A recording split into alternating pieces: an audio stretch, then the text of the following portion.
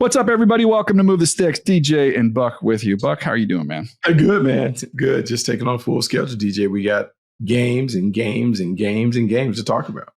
Yeah, we have a great weekend coming up of football. And this has been a fun week at Move the Sticks, really kind of our first full in-season week. So we got a chance to, have Baldy on Monday, which was a lot of fun. We had the PBU Rhett with us to do our recap of the rookie draft and new rookie draft for the upcoming week.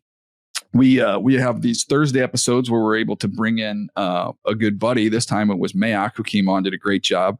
Never know where the conversation is going to take you, but it's just fun to kind of freestyle with Mike. And then now we get a chance to look at some of these games that are coming up this weekend. Yeah, no, good slate of games. And you know how this is, DJ. It takes a while, 3-4 games before you know what your team really is. And so we're still in the discovery stages of the season, even though there's some people that are already hitting the red button. The overreaction thing is in full effect. Panic mode. Yeah, that's very fair. We dug into the Philly KC game a little bit with Mike. I want to get some of these other interesting games that we have coming up this weekend. Let's start first of all here. Chicago, Detroit. One of these teams is going to be 0-2. Buck. I don't like the generic cheese ball. Who needs it more? Who can? Nobody wants to be 0-2. The numbers are not good if you start out 0-2. But I almost felt a little edginess coming out of Detroit. Like, hey, this is a have to win, got to have it type game. Yeah, I think is more critical for Detroit given the change. This is a team that was, riding high last year, a team that many expected to be a Super Bowl team and come back and be a Super Bowl contender this year, even though they changed coordinators. You didn't expect it to be a drop-off. Man, it heats up in Detroit if they don't get this win. Because now you talk about going from what they were a season ago to 0-2, new coordinators, a lot of conversation. But now I want to listen to Sports Talk Radio if they fall up on the short end of this.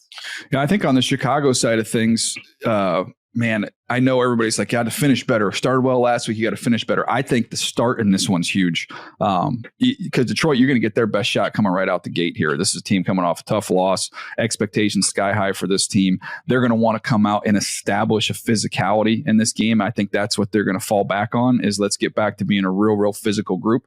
I think that's Dan Campbell's identity as a coach. So to me, it's a Chicago. You better be ready and strap on that chin strap nice and tight early on in this game because they're going to come out and try and run it down your throats. And then offensively, hey, play smart, protect the football early in this ball game because I think you're going to get a pretty big punch from Detroit coming out the gate. Yeah, I think you can get a huge punch. And I think what's interesting is the national conversation about Caleb Williams and Ben Johnson. And does that force both of those guys to get out of character when it comes to putting in the game plan, sticking with the game plan, and those things? We know from an emotional standpoint, Detroit is going to be ready for anything and everything, and they're going to throw a lot at them. How quickly can Caleb Williams settle down? What kind of answers does Ben Johnson have on tap to settle the young quarterback down? Those are the things that I have my eye on when I see this matchup. Yeah, I think it's going to be a very physical game. How about the game you're going to be at, Jacksonville, Cincinnati? Yeah, interesting game, DJ. And it's interesting because Cincinnati didn't play well against Cleveland, but they got the dub. Offensively, they struggled more than they normally do when you have Joe Burrow and T. Higgins, Jamar Chase. And look, man, they got so many pass catches. It's hard to keep up with all of them. But you only scored 17 points. You didn't have a lot of yards. This is one where they're backed into the corner. They're going to come out slinging it. To counter that, Travis Hunter is likely to play more snaps on defense. In a zone-based defense where he can break and drive and make plays on the ball and all that is a perfect fit for him. I just don't know if this team is going to be able to play balanced enough to make it where, look, it can be an even Steven game going to the fourth quarter. That's from the Jags perspective. And if you're the Bengals, man, you want to cook with grease right out the gate. You want this offense to heat up because, remember, they have not been a fast-starting team in the early months of the season. Right now, they're trending to being more of what they've been as opposed to doing something different. Yeah, it was kind of a stinker offensively, but they still found a way to win against the Cleveland Browns. I don't think they can do that against Jacksonville. They got to be better on that side of the ball. Pass rush wise, what have you seen from Jacksonville so far? I mean, look, they're trying to have an effort, but I mean, going against the Panthers is one thing. It's completely different. Going against the Bengals and having to deal with not only the quick rhythm nature of Joe Burrow, but Orlando Brown on one edge and those things. I'll say this about the Jags.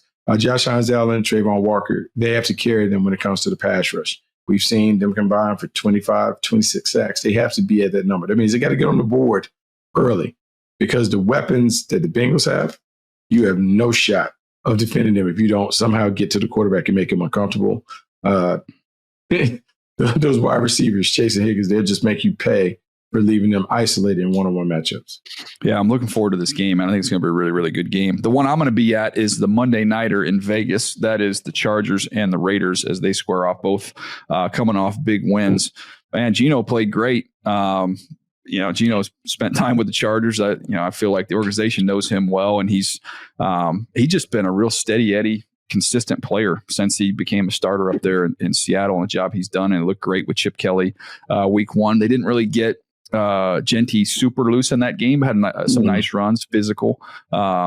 So I'm excited to see that offense up close and in person. And then on the other side of it, Joe Alt's first game was against Max Crosby. That was on the other side. So now Joe Alt, to me, looks even better, more comfortable on the left side. So we'll see if this Charger offensive line continues to play at the level at which they played. Justin Herbert, he was in attack mode, Buck. They have a total different receiving core than what they've had previously. And it's kind of fun. It's fun to watch when you get a lot of options and they can't just take away Ladd McConkey and then you're kind of biting your nails. And Quentin Johnston, for the grief he's taken for some of the drops during his career, I think he had 8 or 9 touchdowns last year, had 2 touchdowns week one this year. I wouldn't be shocked if with the coverage he's going to get with Keenan Allen out there and with Ladd McConkey, if you look at the end of the year, he's got 14 touchdowns. It wouldn't surprise me at all. No, it wouldn't surprise me. And this is what we always talk about. The league is a system league for 80 to 85% of the players that are in it.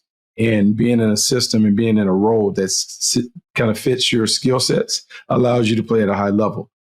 It has taken a few years for the Chargers to figure out what Johnson should be, but it's very, very clear where he is on the pecking order, how they're utilizing him, that unlocks his superpowers. And so terrific number 3 receiver, wherever they use him, however they continue to use him, he gives you that comfort to know, man, I got a really good player, a really good playmaker that can make some things happen if he's locked in and focused. Yeah. And look, anytime you get Derwin James, Deion Henley, Brock Bowers, like that little triangle of 3 athletes, I'm looking forward to seeing that. Hopefully Brock Bowers is healthy and raring to go. And we see the best of what he brings, because that's going to be a really, really fun matchup. All right, let's get to another game here. Denver and Indy. Again, 2 teams coming off big wins. Man, this is a good one. 2 teams coming off big wins. I'm going to take the Denver side. And the Denver side that I want to lean into is the defense. And the defense continue to be lights out. Vance Joseph has done a terrific job of taking a defense that once gave up 70, cutting it down, having them playing fast, physical, and feisty.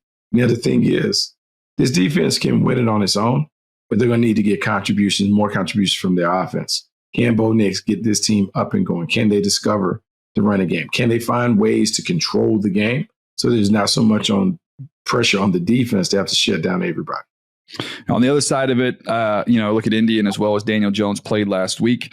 Can he keep that rolling? I think the middle of the field, I think there's some opportunities there. I don't think that Tennessee cashed in on all those last week in that ball game. That's a really good defense. Don't get me wrong, but Denver if Indy just gets the Daniel Jones they saw last week, they're going to be in this game because I don't think their defense is going to get run over in this. They are physical. They play really, really hard up there in their front 7.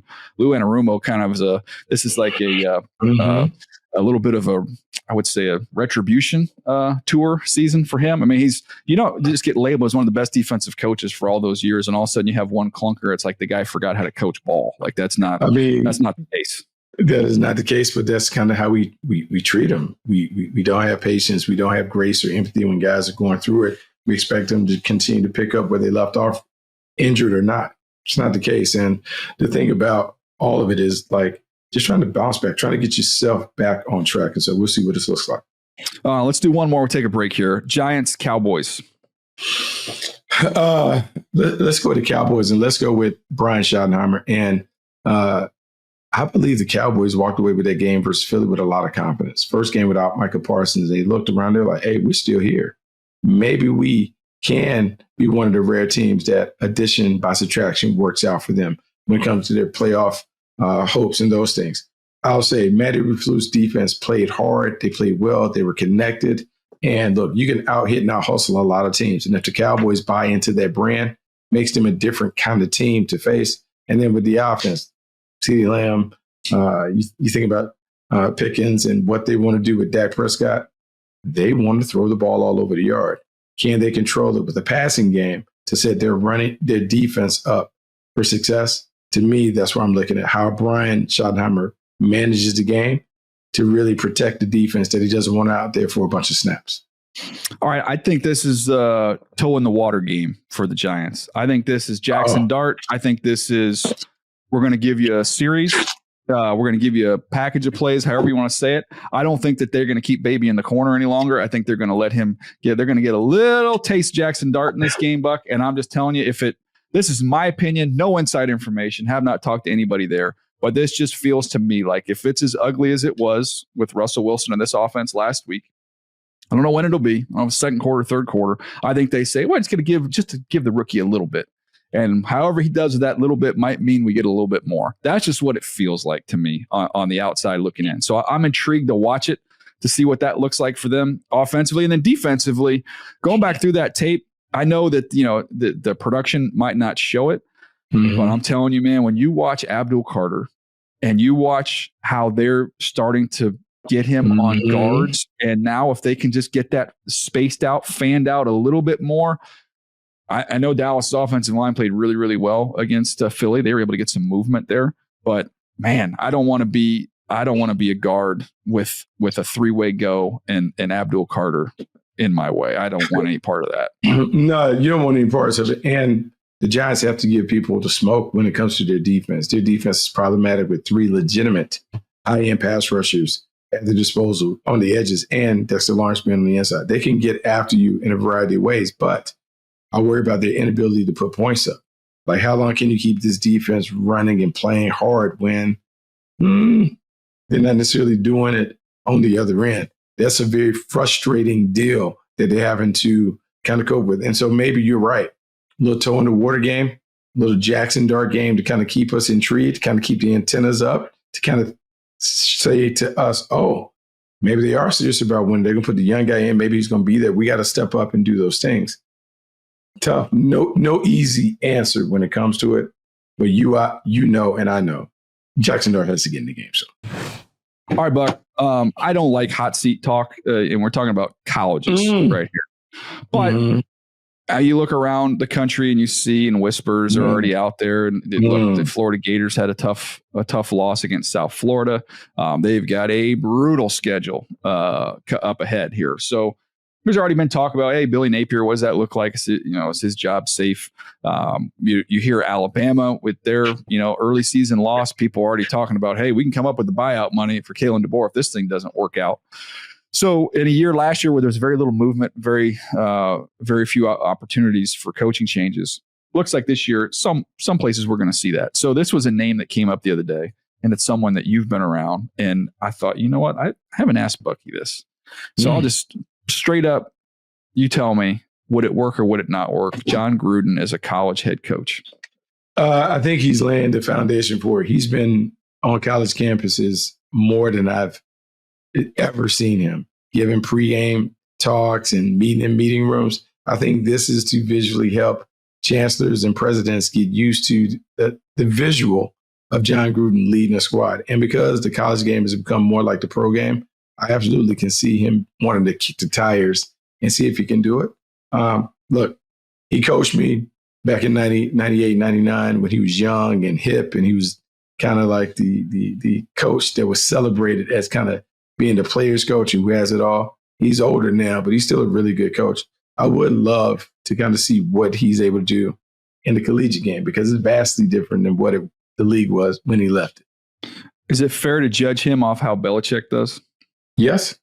I mean, in a way. I mean, totally different, though. I mean, like, I don't think they're really similar. Yeah, but I only think in terms of like just the acclimation period. Like, how long does it take him to acclimate to being a college coach as opposed to a pro coach? The different things that you're dealing with, different touch points where people have to come at you and talk to you about certain things. How does he handle that part of it?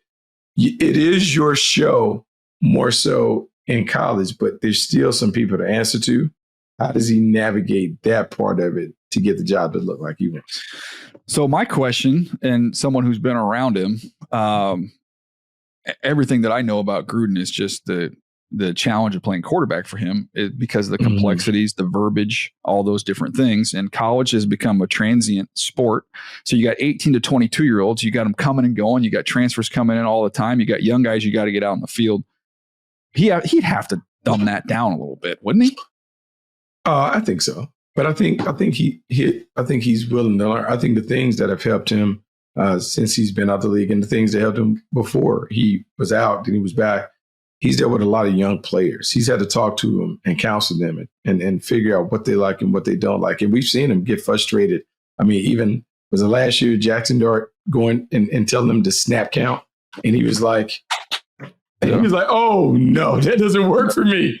But I think he still has enough cachet that young quarterbacks and young players will want to play for him. And then it's about him adapting his scheme, his style, or whatever to the collegiate game. But in today's climate, man, there's a way for everyone to be able to win and be successful. I think he can figure out a way to win. I think he's always been a really, really good coach. He's been a great game planner, a great game caller.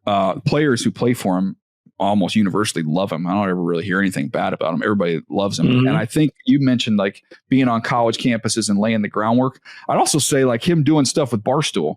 Yes. You know, to me, like Barstool is very popular with kids in that college age group.